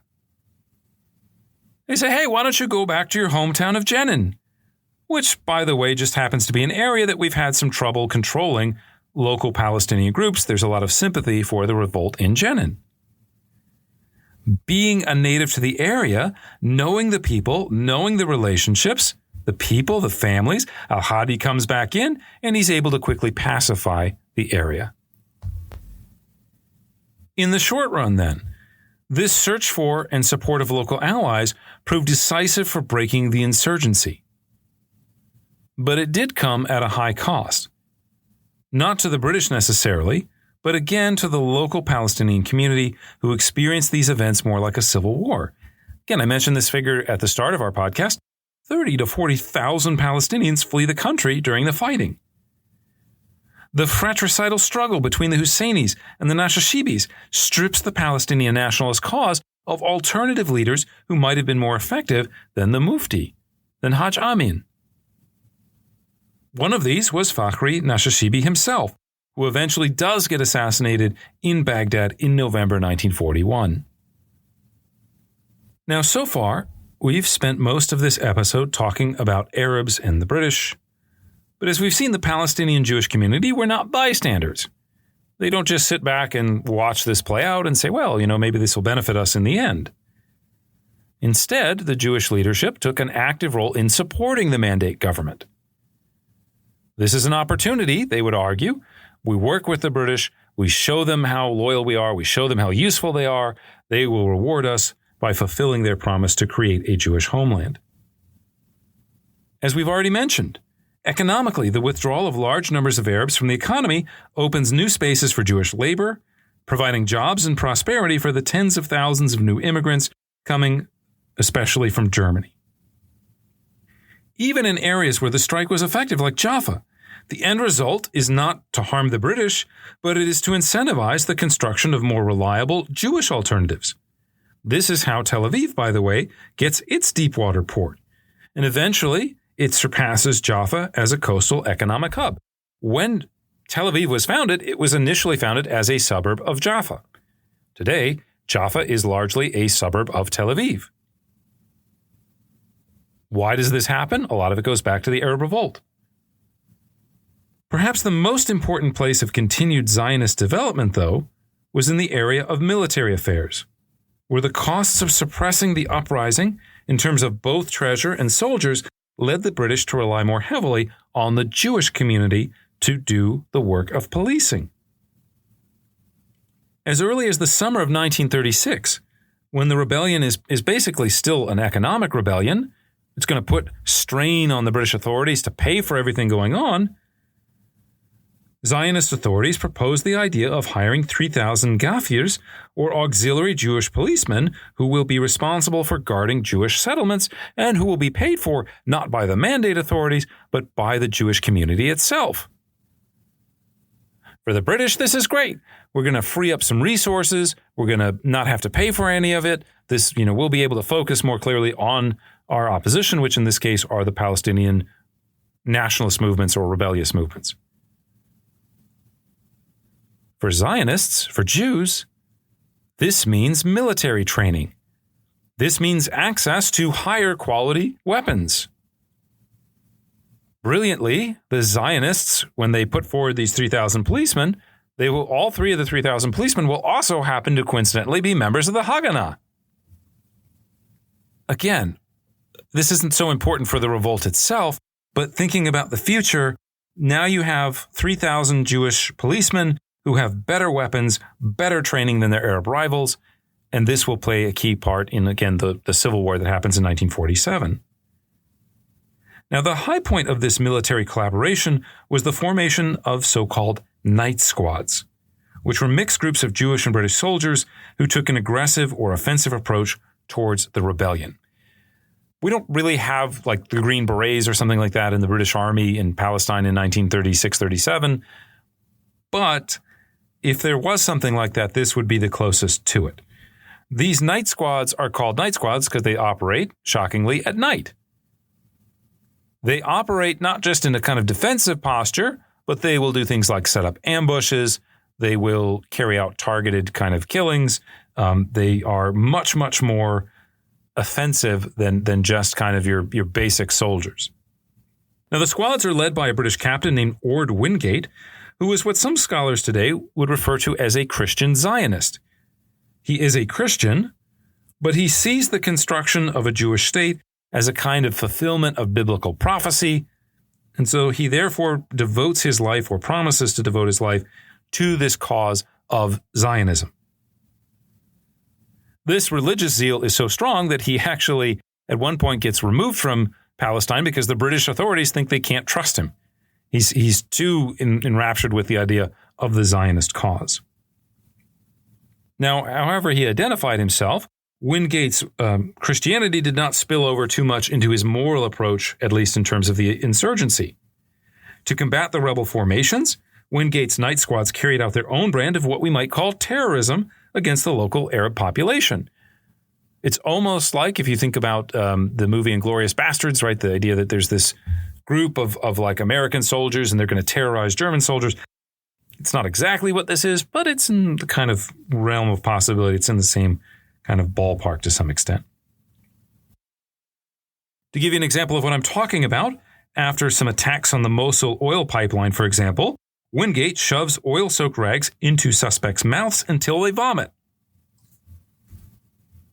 Another trick to make villagers talk. You don't want to go through the whole two-table ceremony and, you say people's names. Eventually people catch on to that. They know what to say. Wingate will just have people running from a car until they get too tired. And if you get too tired running in front of the car, you're going to get run over. So at some point, you have to make a decision. I'm running out of energy. I can only run for so long. If I don't tell him the information he wants to know, I'm going to get run over and die. Another example from the village of Kufr. They basically line up all the adult men, and they begin executing every 8th adult male until the village turned over its cache of hidden weapons. Now, to be clear, in this particular example, at Kufr, the people doing the killing are British soldiers. Wingate did not allow the Jews in the squad to participate directly because obviously that might have inflamed the tensions between the two communities. But regardless, the effect is kind of still the same.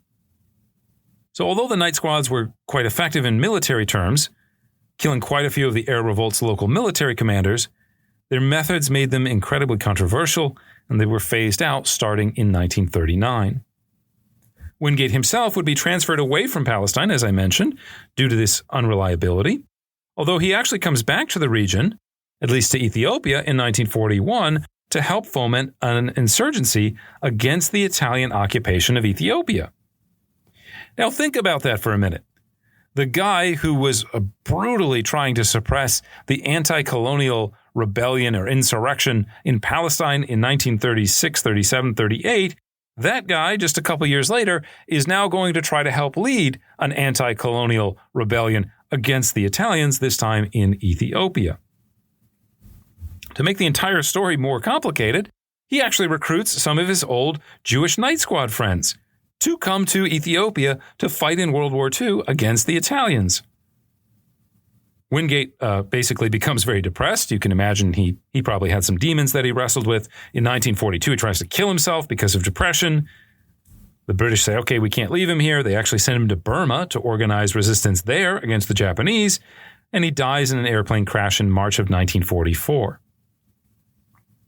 Today, Wingate is memorialized not only in London and in Israel, but also in Ethiopia, and his strategies are adopted by the Indonesians during their insurgency against the Dutch after World War II. So he is this crazy... Mel Gibson needs to play this role if they ever make this into a movie. He's this kind of crazy guy who is involved in all kinds of asymmetrical warfare, really very, again, just no-hold-barred fighting, global, transnational. What an amazing and interesting and fascinating and in some ways terrible character.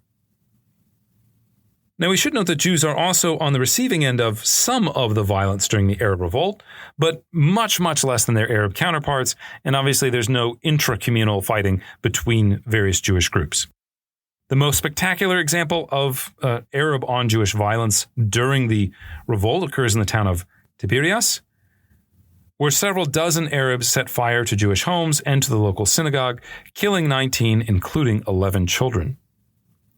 But this proved to be the exception due to the increasing prominence of the Haganah and other Jewish defense organizations. In fact, during the Arab Revolt, as awful as it is for the Palestinian side, 55 new Jewish farm communities were actually founded during the 3 years of the revolt.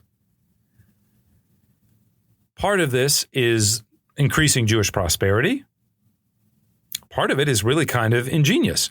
One of the things that they do is as soon as they buy the land and they decide they're going to build a settlement, you don't just go and start building the settlement kind of like, if you think about shows like Little House on the Prairie, everybody comes and they spend a couple of days raising a house or a barn or something like that. That takes too long. You don't have any defenses. So what do the Jews do? They basically prefabricate an entire village, including a stockade and a watchtower, so that you go in at 6 a.m. in the morning, and by the time the sun goes down, you've already got a perimeter, you've already got a watchtower, you already have defenses against people who might be hostile to where you're moving in. Okay, let's transition now to talk about the end of the revolt. As the violence dragged on, the British government basically continues to search for a political solution to the conflict between Zionists and Palestinians. We already saw how the Peel Commission represented a kind of initial attempt to carry this out. To follow up on the Peel Commission, they sent the Woodhead Commission in late 1938 to kind of figure out, okay, what does this partition look like? We came up with the idea, what does it look like specifically? The Woodhead Commission, not as significant as Peel, so I'll just kind of summarize it very quickly. They do a couple months of interviews, and they come back and they say, we really don't think this is a good idea. This doesn't really seem that practical to us. If you're going to do it, they do produce a kind of vision for what a future Jewish state might look like. It is extremely small, and the Zionists' reaction to the Commission's reports are basically hostile. They don't like it. It's too small. It doesn't seem to be something that could survive. Arab reactions to it tend to be more sympathetic. They're more open to it.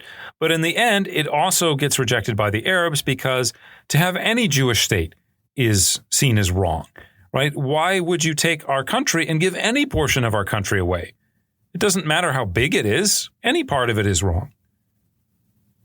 When the Woodhead Report is actually presented to Parliament, 2 days later, the government kind of issues its own, the British government, issues its own white paper, kind of explaining what they're going to do, and they reject at this time the idea of partition altogether. Instead, they offer up the idea of a conference in London between the major parties, the Arab states, and they kind of threaten that, well, if you guys can't work it out at this conference, we'll just do whatever we think is best. This conference then proceeds in February 1939 as momentum in Europe builds towards war and the outbreak of World War II. The Zionist delegation was headed by the most prominent leaders of the movement, including Weizmann and Ben-Gurion, as well as Rabbi Stephen Wise of the United States. Major figures from the surrounding Arab states, such as Abdullah of Jordan, Prince Faisal of Saudi Arabia, who's different from the Prince Faisal of Iraq and Syria and Lawrence of Arabia. It's a different Prince Faisal. The Iraqi Prime Minister Nuri al-Said is there. The Palestinian delegation is headed by men who are loyal to the Mufti, but it does include two al-Nashashibis as well. Now, initially, there are some hopes for resolution to the conflict, but they founder over this basic question of immigration. The Arab delegation demands immediate independence and an end to Jewish immigration. There's already enough Jews here, right? The Jewish delegation, on the other hand, looking at this in 1939, Kristallnacht has just happened a couple months earlier. Jews are trying desperately to flee Germany. How can you cut off access to immigration at the most delicate, most important, most tender time? Jews in 1939 are desperate for a refuge. The British government's position in all this, by the way, is that they basically just want it all to go away. And they begin to realize the more that there's Jewish immigration into Palestine, the more upset the Arabs become, the more openings are created for Nazi foreign policy and to some extent Italian foreign policy to try to set up anti-colonial alliances. So the British, as they have often done, kind of go back and forth. This time they say, you know what, we need to assuage the local Arab population. We need to actually get Muslims and to some extent Christians from places like Egypt on board. That's really what matters to us. And so we're going to start to put a crackdown on Jewish immigration. In mid-March 1939, the government announces a new plan to limit Jewish immigration to 75,000 people over the course of 5 years, with land sales also prohibited. Now again, to put that number into perspective, we talked about 200 to 300,000 Jews coming over a slightly longer period during the initial years of National Socialism. The British do demur on allowing Palestinian independence, thus preserving some ability of Jews to immigrate into Palestine. On May 17, 1939, these terms were announced as official government policy with the publication of the new white paper, with an additional statement that the goal was for Palestinian independence within 10 years. Reactions from Arab leaders were again mixed. Again, you kind of find people sort of tend to fall into the same line of thinking again and again. Abdullah is very close with the British. He sees this as very reasonable. There is a reconstituted Arab Higher Committee, and they reject it. Now, on the Jewish side, Zionists are outraged.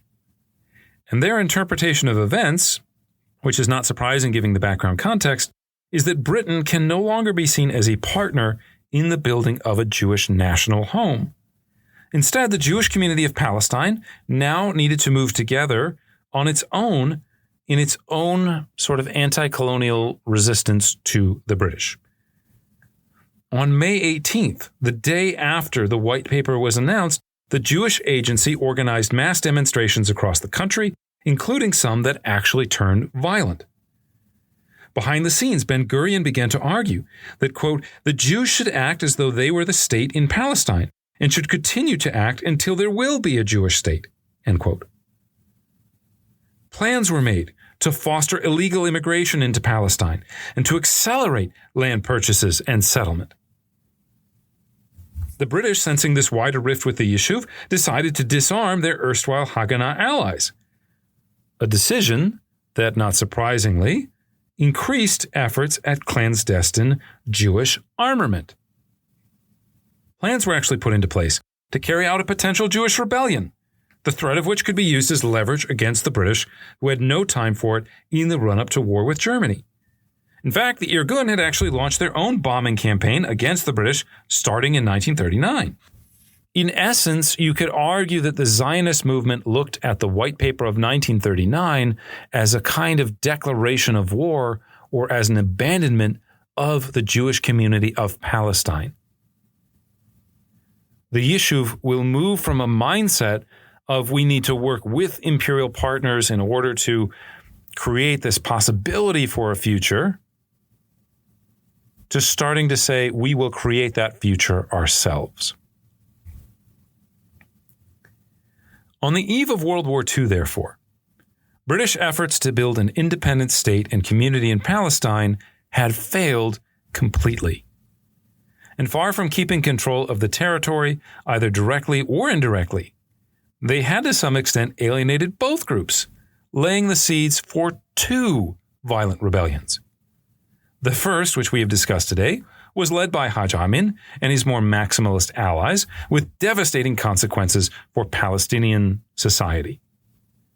And while the revolt ultimately helped secure British concessions, the reversal on issues related to Jewish immigration and settlement opened up a second fundamental rupture between the Mandate authorities and the Zionist movement. Relations between the two would be temporarily patched up due to the threat of Nazi Germany in World War II.